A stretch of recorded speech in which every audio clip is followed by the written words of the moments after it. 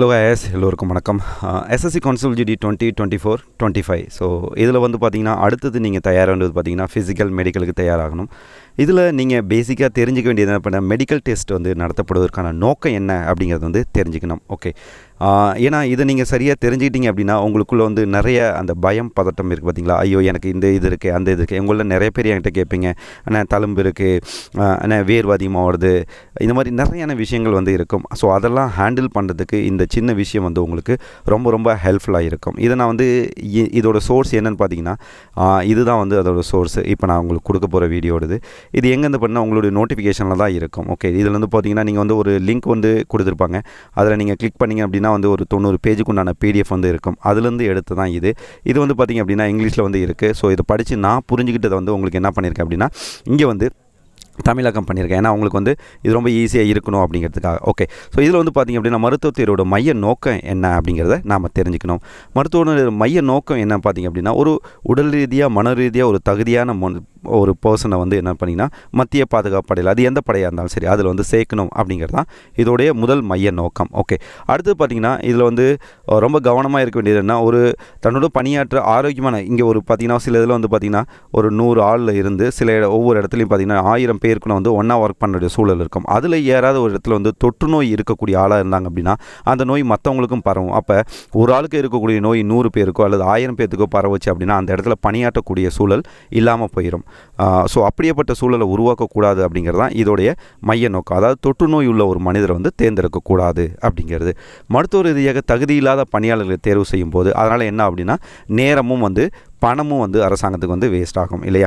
So இது வந்து ரொம்ப ரொம்ப முக்கியமான. ஏன்னா இப்போ உங்களுக்கு வந்து தேர்ந்தெடுக்கிறாங்க அப்படின்னா ஒரு ஃபிசிக்கல் நடத்துகிறாகட்டும் மெடிக்கல் நடத்துகிற எல்லாத்துக்கும் ஒரு போர்டு இது பண்ணி அதுக்கான நிறையான செலவு வந்து பண்ணுவாங்க. ஓகே, சில ஆயிரங்கள்லேருந்து சில லட்சங்கள் வரலும் அது போகலாம். அப்போ அதெல்லாம் வந்து ஒரு ஆள் நீங்கள் தேர்ந்தெடுத்ததுக்கப்புறம் மருத்துவ இதில் வந்து சரியாக இல்லாமல் பணியாற்ற முடியாமல் நீங்கள் டிஸ்சார்ஜ் பண்ணி வந்துட்டீங்க அப்படின்னா அங்கே வந்து பார்த்திங்கன்னா ஒரு வேக்கன்சி வந்து காலியாயிரும். அதனால் வந்து உங்களை தேர்ந்தெடுத்ததுனால நேரமும் பணமும் அரசாங்கத்துக்கு வந்து ஆகும். ஓகே, வேஸ்ட் ஆக போகும். அதனால் வந்து அதை தவிர்க்க வந்து இதோட மைய நோக்கம். அடுத்து பார்த்தீங்கன்னா அடிப்படை பயிற்சியை முடிக்க வந்து உடல் மனது ரீதியாக நீங்கள் வந்து தயாரான நபராக இருக்க வேண்டிய. ஏன்னா சில பெரிய கோர்ஸ்லாம் வந்து நீங்கள் பண்ணுற மாதிரி இருக்கும். ஒரு கமாண்டோ கோர்ஸு உடல் வருத்தி நிறைய பயிற்சிகள் வந்து செய்கிற மாதிரி இருக்கும். அதுக்கு வந்து உடல் ரீதியாகவும் மன ரீதியாகவும் தயாரான ஒரு தகுதியான ஒரு மனிதராக வந்து இருக்கணும். ஓகே, ஸோ இது வந்து பார்த்திங்கன்னா மேலே நான் இது கொடுத்தேன் இல்லையா, இதோட வந்து தமிழாக்கம். அடுத்து வந்து இதோடைய தொடர்ச்சி வந்து இருக்குது, அதையும் வந்து பார்ப்போம். ஒவ்வொரு பாயிண்ட்டாக வந்து கொடுத்துருக்காங்க.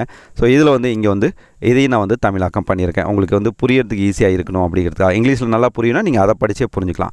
சில சூழலில் பார்த்திங்க அப்படின்னா உயரமான மலைகள்லையோ ரொம்ப காத்தடிக்கிற பகுதியோ கடலோ பாலைவனமோ இந்த மாதிரி சூழல்லாம் வந்து ஒர்க் பண்ணுற மாதிரி இருக்கும். அந்த மாதிரி சூழல் பார்த்திங்கன்னா ஒவ்வொரு இடத்துக்கும் ஒவ்வொரு உடல் தகுதி வந்து இருக்கணும். இப்போ உயரமான மலைகள்னால் அவங்க வந்து மைனஸில் வந்து வெப்பநிலை வந்து இருக்கிறதுக்கான வாய்ப்பு இருக்குது. அதெல்லாம் தாங்கக்கூடிய ஒரு சூழல் வந்து இருக்குதா அப்படிங்கிறது வந்து அந்த மாதிரி ஒரு காமனான பர்சனை தேர்ந்தெடுக்கணும் அப்படிங்கிறது தான் இதோடைய மைய நோக்கம். அடுத்தது தொடர்ந்து உடல் குறைபாடு இல்லாமல் தொடர்ச்சியாக பணி செய்யும் நிலையில் வந்து இருக்கணும் அப்படிங்கிறது இதோடைய மைய நோக்கம்.